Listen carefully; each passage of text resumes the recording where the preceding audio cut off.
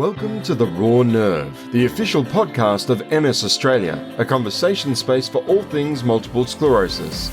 Join us for news and views on the latest research, treatments, and advocacy efforts, as well as candid and informative interviews with our community, those living with MS and their families and carers, together with leading clinicians, researchers, and advocates.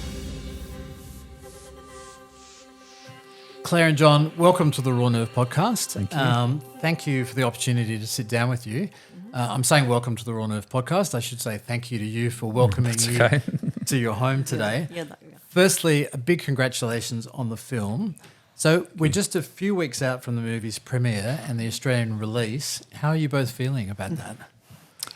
Happy, a bit excited, a bit nervous. On the whole, just satisfied. I think it's a culmination of all the work of 6 years. Yes. And we've done the work now, and we'll just hopefully a lot of other people like it. Yes. That's how we're feeling. It's nerve-wracking, definitely. It is, Definitely. Take My Hand's a love story. It's an inspirational story. It's based on your own real-life love story. But maybe if we just start with the movie first. If you need to tell our audience or explain to our audience the movie just in a few sentences. Do you want me to do that, Nate? Yeah, you go ahead, Danny. Sure. So it's a love story about one woman's journey who she starts out in a country town and she meets a guy and they fall in love, but she has aspirations to get out of a small town and use a good brain that she has, get into banking, and she does. She leaves, falls in love with this young boy, and they have a bit of a romance, but then her study and her future is overseas. So she heads over to the UK, and then we sort of fast forward 20 years later and we find that she's quite a successful investment banker, had 3 children, got a successful partner. But then at the peak of her career, the signs of the MS start to show. So the cognitive fog and the blurred vision and all those things that Claire experienced. And then we see her symptoms play out, and then she gets fired at work, and then her husband dies. So it's a pretty tragic middle part of the film. And then they look like she reconnects with Michael back in Australia. She brings the boys back, and she's at probably her worst when she sees him again. But they rekindle that flame they had when they were younger, and her love for horses is lost for a while as she gets sicker. But he encourages her to fulfill that dream once again. Thanks. So, Claire and John, now I understand there are some key differences between your actual story and the film, and there's some sort of artistic license, creative license, but there's still a lot of there that's incredibly personal and true to your life. So I guess my question is for you both, but Claire, firstly, what's it like putting your own story, something so personal and something so honest, putting that out into the world for everyone to see? I think it makes you very vulnerable, but I think without that vulnerability, it doesn't really hit home enough. And I think so. Hopefully, people feel that it's a journey I took and a journey I've grasped with and gone along with, and I feel it's being worthwhile. And I'm happy that people now hopefully will see the story and love it for that reason. John, you mentioned the this sort of 6-year journey to get the movie made. I'd love to know what was the genesis for making the movie. What was that moment when you both said, we've got the story to tell, it's our story, and more importantly, we want to tell it ourselves. What was that point? I think, after we rekindled our friendship, because we weren't lovers when we were younger, unfortunately for me. Claire didn't know what was going on. No. So once we'd spent about 6 months together back in 2016, I thought, wow, we both looked at each other. There's so much here in both our lives, I guess, and more in Claire's. Why don't we talk to a publisher? And then we spoke to a publisher in Melbourne, and he said, this is great, can I buy the story off you? And I said, no. And then we looked at each other and said, let's just do something more, and let's try and write a screenplay. And then I started with the basics, and I always hoped, and I never gave up, that it would get to this point, but and it still took 3 or 4 years of throwing the script around to anyone that had bothered to read it. But we stuck to the story probably too much in the initial stages, but then we took that license to get to where we are today. But Make it more cinema worthy. yeah, more cinema worthy. So I think we did that. Yes. Excellent. Yeah. Claire, what are the messages that you hope audiences will take away from the film? The biggest things I'd like to impart were education. Well, firstly, awareness is the biggest thing. Trying to make people understand the disease and know it's really a real thing and it's pretty harrowing. And the second thing is education. People understand what happens to us. And third thing, hope, because I think people think MS is like a death sentence, and it's so not. So much life still to go, and life it's just gonna be changed. Just changed life, not a different life, just changed. So you can still live a very full, happy, fulfilling life always, just different. I think a lot of things, the hidden symptoms. Yeah, true. Yeah. You said that initially, that was you It's can't a very, see. yeah, it's a very isolating disease because people don't know what's going on ever. So you feel different to everyone else because you are, but it's not a bad thing. It's just different. So I think you kind of reassess your life a lot and you see what's important and what isn't. I think kind of in a way perhaps things that have been bad for you and have not worked for you, you let them go. They haven't worked for you and so just move on to the next stage. So things that work a bit, job was a bit stressful. It was a very stressful job I had. So in a way, it probably didn't suit me. And so in a way, going forward, I'm glad I have a more of a relaxed, calmer life now because I can. Well, I think in the initial stages when Claire and I got together, learning those symptoms or what how Claire's mind worked and how her body worked took me a while. And you know, stress is not a good thing. When she's the first half of the day she races out of the blocks, and but the second half of the day she's always very tired. So I had to learn that, and she used to sleep for an hour or so in the middle of the day when we were first together. Don't now, though. Good at that. Now, yeah. It's good. Because since we've moved to this part of the world Yes. 6 years ago, there's been some improvements for I'm sure. calmer, so I'm actually less stressed. Yeah, being in a busy city wasn't good, and Claire can't really drive anymore. No, I don't so drive now. Much, a little bit. that's better for us. Well, you drive the buggy down to the horses. buggy That'll my do. horse. I do the horse buggy. It's all no more. It's not safe otherwise. But I think the driving stressed me out, and I should never have done it. So now I don't. So you talked about that awareness raising piece. And Yes. Claire, I spoke to you earlier. I think MS Australia is so pleased to be partnering with you both and with the film Take My Hand. And I think it's because this is a film that has broad appeal. It's speaking about, universal things like love. It's a film that appeals to, a large, mainstream audience. Yet at the same time, we've got this opportunity to educate and raise awareness and explain to people what MS is. And as you said, it's so different for everyone, and so many of those symptoms are invisible. So it's not an easy condition to understand. No. Talk to me, Claire, about your drive to give back to the community and to raise awareness of MS. Just the MS, I think it's a very isolating disease, and because it's so invisible, people don't see what's wrong with you. So people think you're either drunk because you can't walk very well, and you don't actually cross because I'm not drunk. But then I just need and talk too fast too. I need to slow down. I have a habit I have. Slow down. Yeah. Because my brain gets things so fast, I want to say it fast so I don't forget To get the information out quickly. So I need to rush it so I don't forget what I was going to say. So it's a very frustrating trait to have. People tell me they have to get into my rhythm, my speech, because they can't hear what I'm saying. It's going so fast they can't understand my thought process. But now if I slow it right down, it's better. I'm trying to do that. Not doing very well, obviously. That's all right. No, you're doing I'm well. trying, but it's not great. I want to give back to I want the community to help us and just understand what goes on and just be more mindful of what happens to us. So things like walking around, I have a stick when I walk around because a lot of times the stick is to make people unaware that I'm sick because people walk into you and they don't know they're going to fall over, and I fall over so much. So in a way, having a stick is more of awareness to show other people don't bump into me, rather than actually I need it to walk, more to stop people bumping into me because I fall over easily and break things, which is not good. When Claire was still driving, we bought her a little blue car, a light blue car, so she could find it.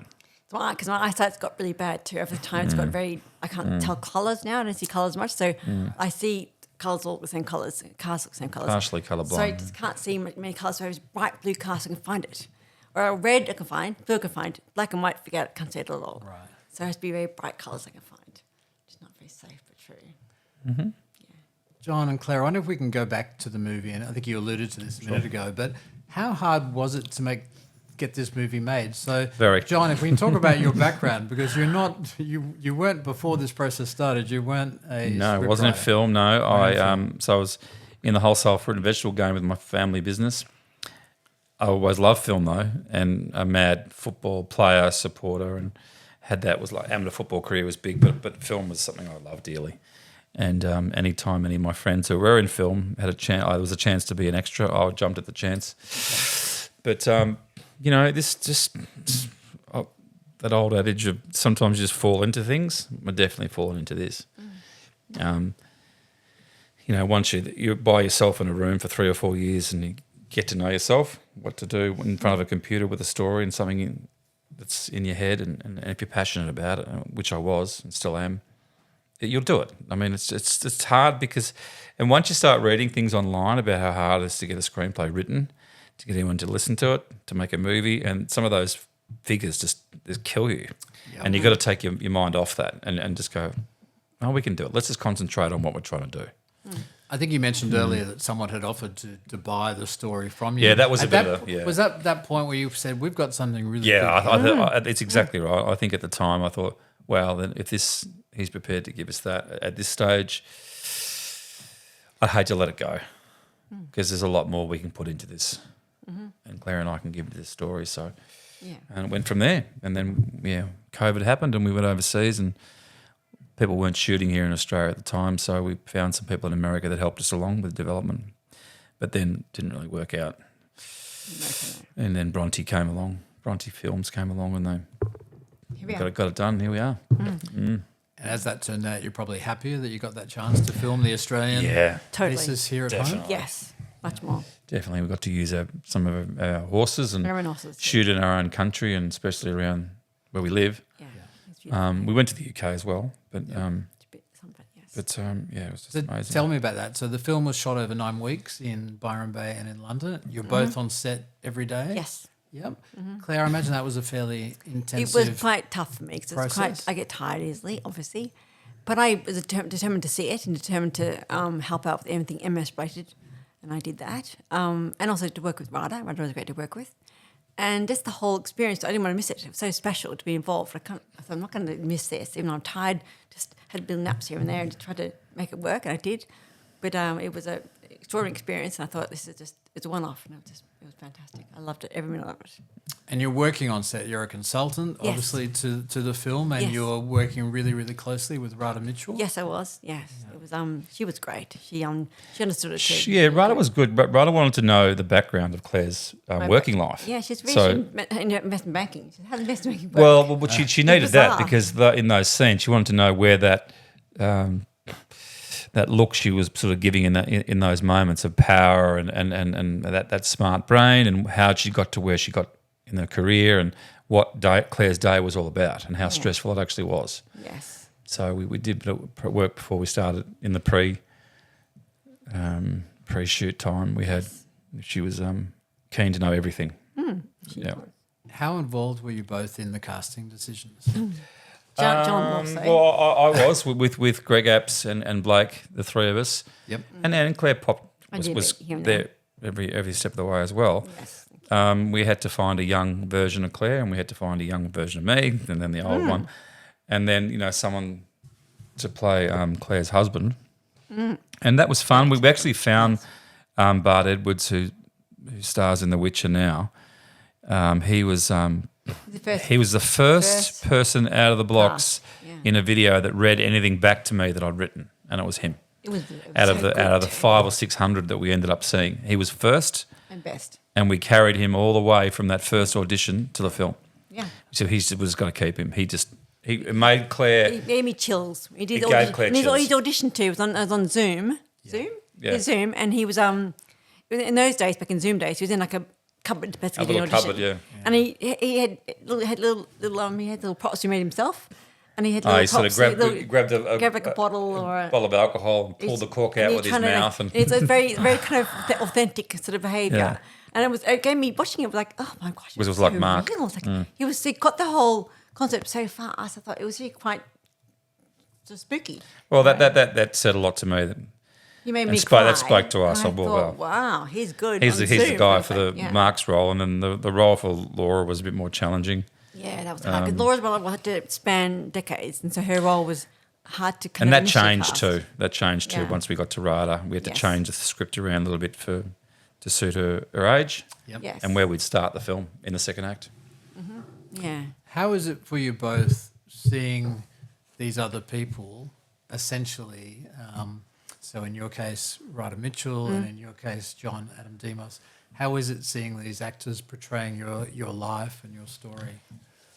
It's a little bit spooky, but it was fun. I think I laughed a bit. At one point we left the names in the script of John and Claire, and when we took that out, I had to, as the director, I had to separate myself from us. It was easy. So I had to start talking about Michael and Laura, and that helped because you're talking to the actor, and I don't want to say now when you're saying John, and I had to say Michael, and Adam was very professional. He'd done a lot of work in the States. Rada was too, yeah, of course. But you talk about Rada's the way she sort of took it on. Rada got really deep into it. She wanted to be kind of very authentic and very I don't know how things felt. There was can I mention the sex scene? The sex scene? Can I do that? No. Say whatever you want. Okay, so there were some scenes that were cut actually in this actual movie. Right. But there's some scenes that we had initially shot that were kind of like those text kind of scenes. And she was actually very curious how it all would work in terms of it being unwell. Being MS patients things. can be hard for them. Yeah, sex is difficult when you're sex can be when difficult. MS. So she was like, "How do you do this? How do you do this?" She's like trying to show me. We were actually on a bed in a film room on a bed. The four of us, yeah. The four of us on the bed trying to do things. It was a bit surreal. Because I was showing, I do this and I do this, and so luckily it was not shot. That was not shot anywhere.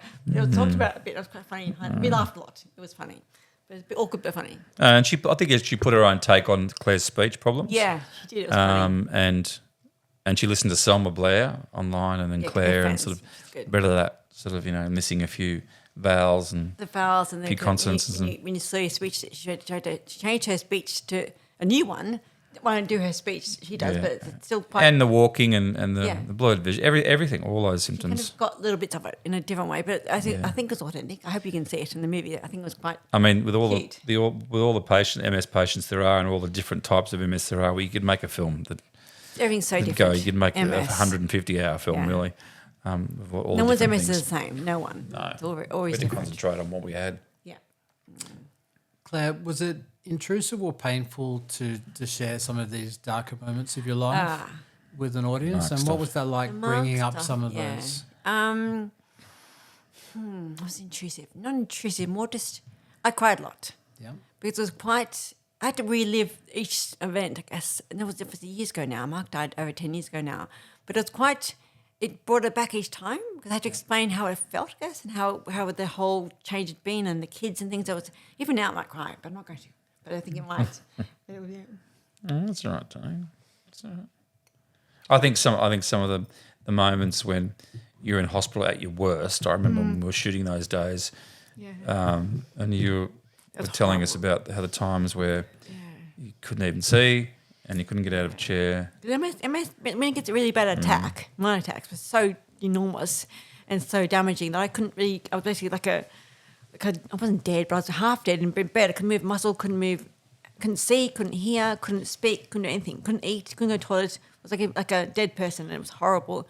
So when you go through those emotions again, you kind of in a way, it's like reliving it each time, and it's quite hard to do. But it's I guess the good thing is I'm better now, which I'm grateful, very very grateful for that. But I know we're grateful for what we have now. Yeah, I'm very grateful for how I am now because it was really dark back then. It was really, in England, I was much worse than ever. So it was very those days are really dark. That's the thing about this, Jeremy, and whoever's listening to this, that you look at Claire and you listen to her. She can talk and she can sounds like everyone else, but she's not. I'm not. The cognitive stuff is quite difficult because it's frustrating for Claire to not her the myelin sheath damage that's been so significant over the years that now she forgets things a lot, and so she thinks what she's saying to me is making a lot of sense, and it's not. So it's hard for me too. It's hard for all the carers out there go through the same thing. So I'm talking to them now because I am a carer. Yeah, you are. But also John has to deal with a lot of I forget things and I say things twice or I say things 18 times, and I think he just must get very frustrated. And you do, sorry, don't think I know you do. But you're very patient about it because it's very tough on him too. So carers have to deal with a lot of annoying patients, I guess. I think we went off. I've pieced this. It's almost as if you're anticipating the questions before I asked them. So good. No, that's excellent. But yes, Claire, there's a line in the film Laura is told, focus on what you can do rather than what you can't, which I loved. That message to focus on the positives, the aspects of our lives which we have control over and the things that we can do.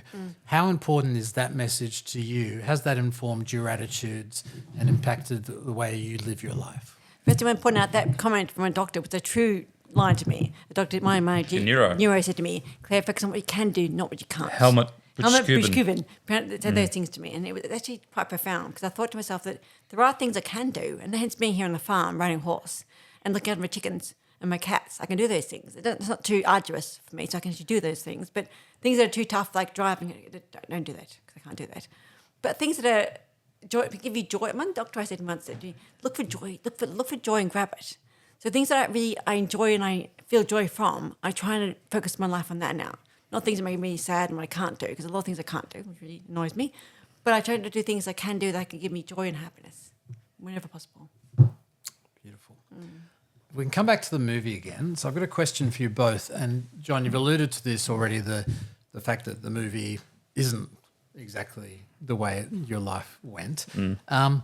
I wanted to ask you, how hard is it to translate a life lived to a script and to the screen, to decide what stories get told, what gets cut, what gets massaged in the interest of that dramatic effect and storytelling and the conventions of film structure? How do you make those decisions? One of the reasons I asked that is because I read the lovely article in the Australian Women's Weekly that you know because it's about you and it's a beautiful interview, and I read that on the ahead of the interview this morning. One of the things that struck me was, because I've seen the movie, but I read your actual story and thought, wow, that's just as beautiful a story. It's a different story. Well, that's the one that was originally written. It was the first thing that was written. What you read this morning was where I started it. I started it from scratch, and it was 100% true. And then someone sent some notes back to me and said, John, when you see a movie, at the start of the movie, it doesn't say this is what actually happened. It's based on, you have that license, and sometimes you just, to serve the story in the best way possible, you have to take that license. And I learnt that over time, and I had people to collaborate with, and I had some great people, and Blake steered me in the right direction, obviously, the producer. And then we met some great people in the development phase. And even when, people that are listening to this who have written scripts and you start one place, you write it, and someone looks at it, it gets changed, everyone's happy with it, then you take it to set and it changes again. So even that happened as well. So you're going, where did I start? You forget where you start because it's what feels, when the words come out, then you know, and the set makes you feel differently as well. So, were there changes that were hard to make, or pieces that were Unbelievably hard for hard. you to let go? Yeah, Babies. in the development process, some of the scenes that we'd written were, because how we actually met, it's not even in the, we re-met. Yes. When so Claire was 40 and I was 40. This is not, no one knows, not many people know this.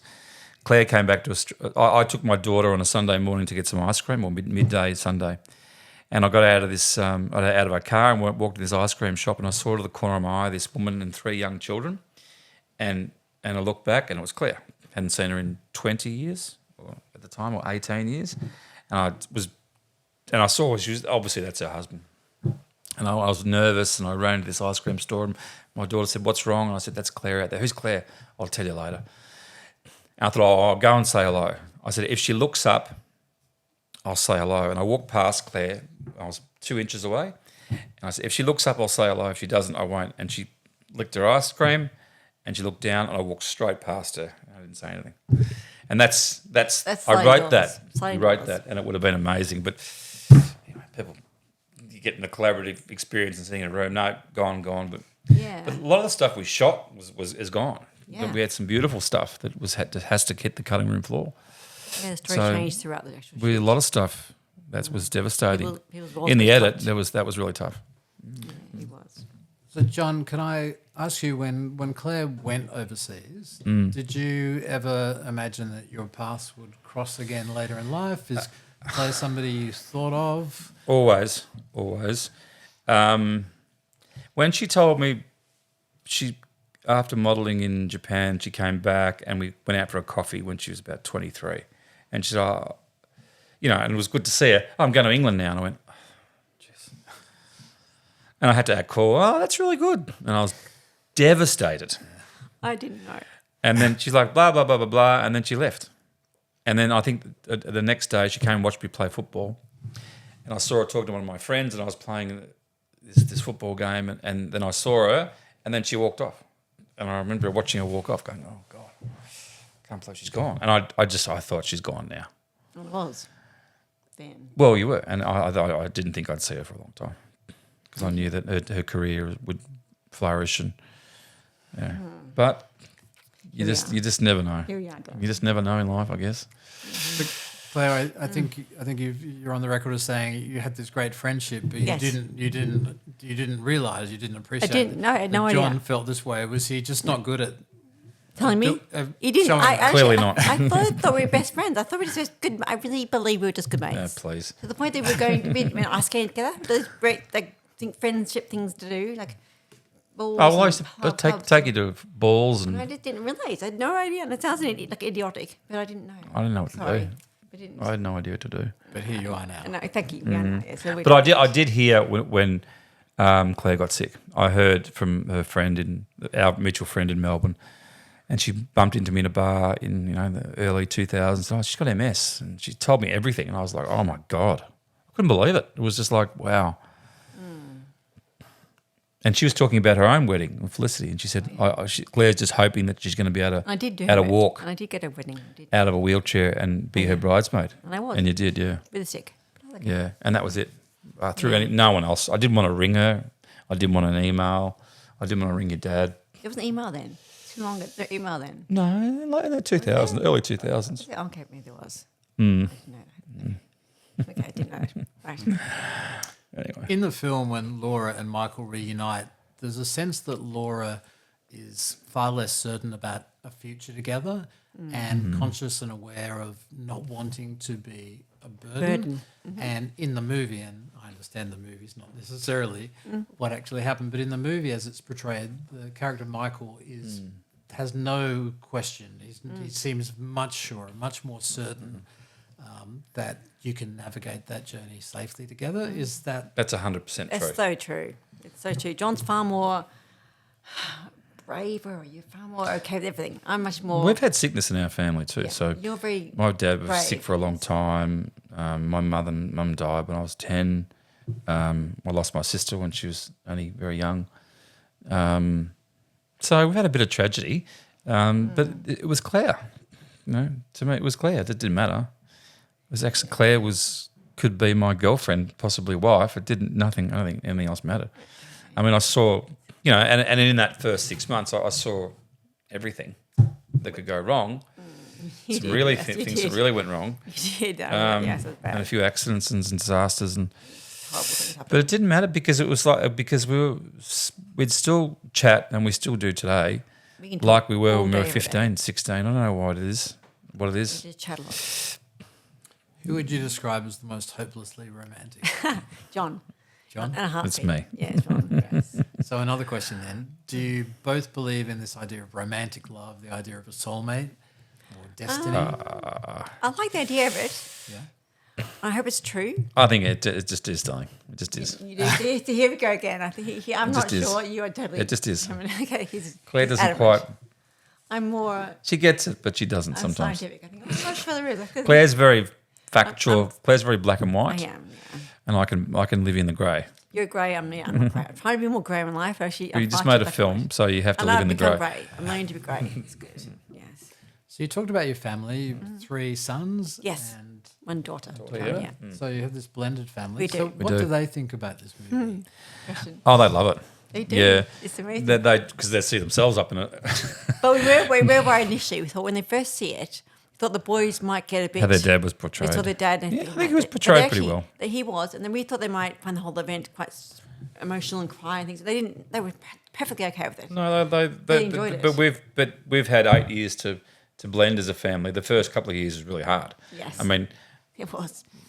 the oldest 2. So James, the oldest of the boys, and my daughter had a really tough time the first 2 years. The jealousy was just Immense. crazy in that first None time. of us of us. of me and Because her. Alex had me to herself and the boys had their mum, and then now.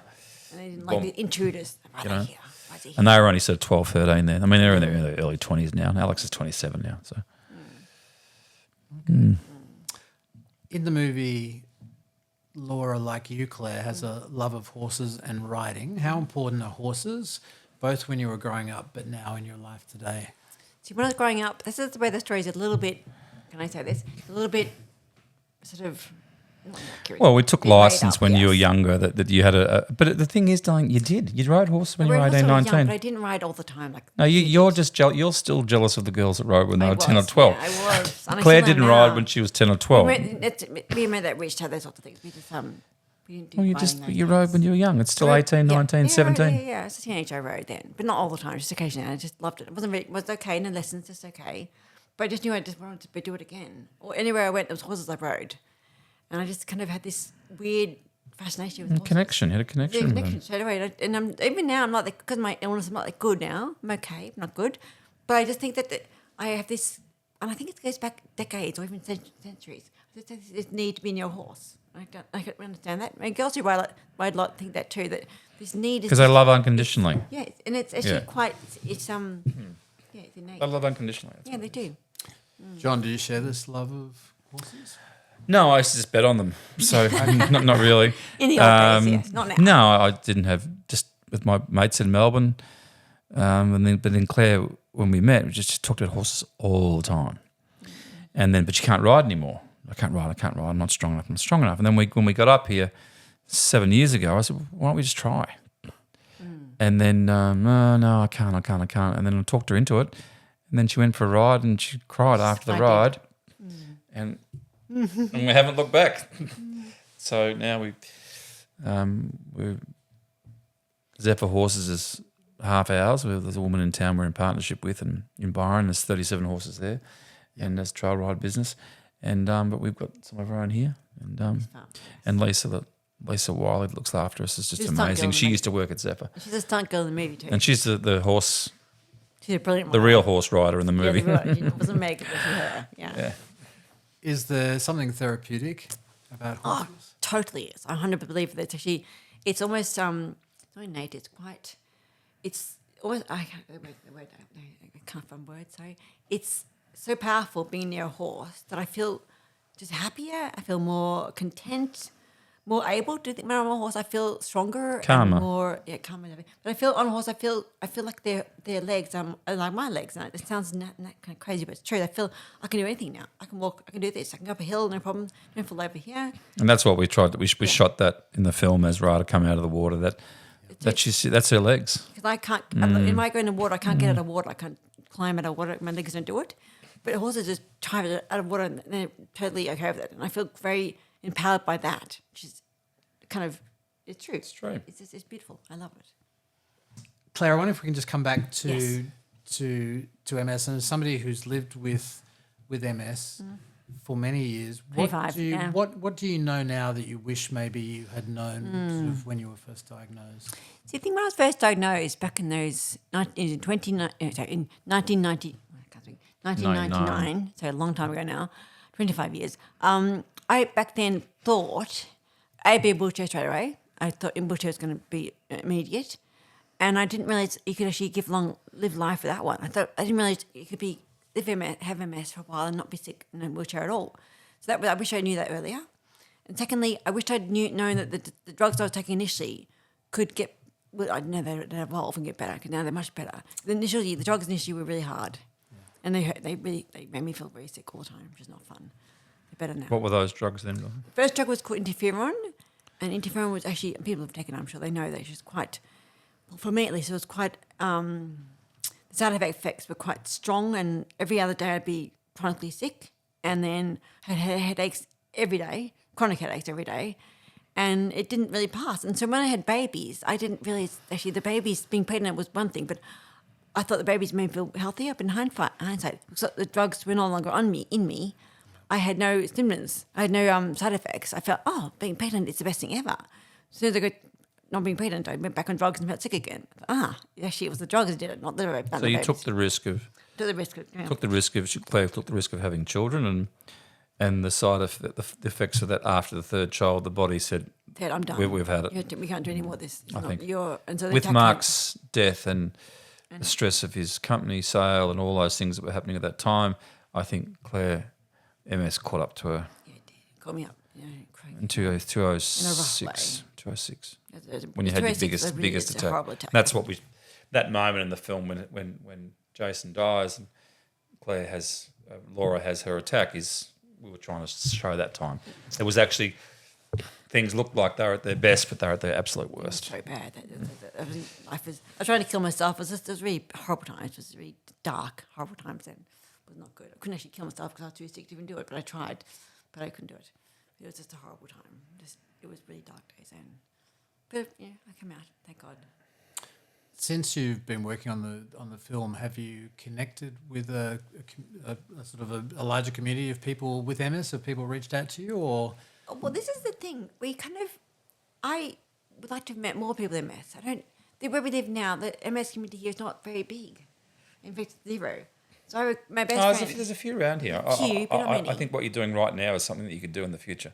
Yeah, I'd like to do like a. I think you should connect with a lot of people. MS people, 'cause I think it's like. I just want to talk about it. Yeah, just to share their stories. Actually, We did for a while. There was the MS. We went into Blackburn Centre a few times. in Melbourne. Yes. Yeah, we went in there quite a few times, and we met some great people there. We did then. Yeah. But here in the countryside, there's not really a group to. Well, join it's just a bit now. harder to connect, and we've only just come Got here, it. so.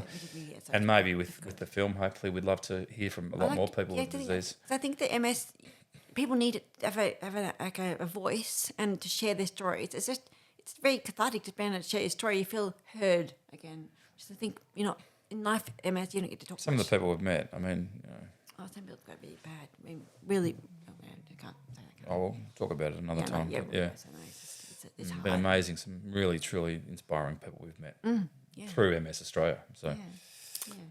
We're extremely grateful that you've shared your story with us today. It's our pleasure. Both of you, Claire and John. Thank you. I suspect your passionate advocacy for MS doesn't sort of start and end with this film. No. Take My Hand. Where to from here? And obviously the Australian premiere is just one part of this sort of larger puzzle. I imagine this movie is going to be screening internationally as well. But where to for here? From here? Well, I think we're just going to see the feedback and the reactions from everyone. But we'd love to continue being a voice for MS if we could, just to tell Claire's story and have others tell us their story and just spreading that message, I guess, of hope. But of the current message from MS Australia of the early detection and how important that is. We love people to hear that, and we'd love to keep on keeping on. We don't want to just say there's a movie, see ya. We want to. No. We'd love to take this further. Yes. Definitely. I want to. Some sort of role. Can I point out something right now? There's a chicken there. I call her Claire. She's always lost because I'm always lost, and she's always here by herself, and she's always lost. There's 8 chickens. There's only one right there. She's by herself, lost. There's 8 chickens. There's one there by herself. Where am I going now? We met your chickens when we arrived. Oh, did you? They were very friendly. One of them seemed to want to jump in the car. That'd be Yeah, Claire. they are She's very lost friendly. again. We meet the horses in a minute. They're even friendlier. Excellent. Look, thank you both for your You're time. welcome. Thank you worries. for joining You're us very on the Raw. Lovely. Thank you. Thanks for listening to the Raw Nerve, the official podcast of MS Australia. To hear more, subscribe to our podcast today at msaustralia.org.au/podcast.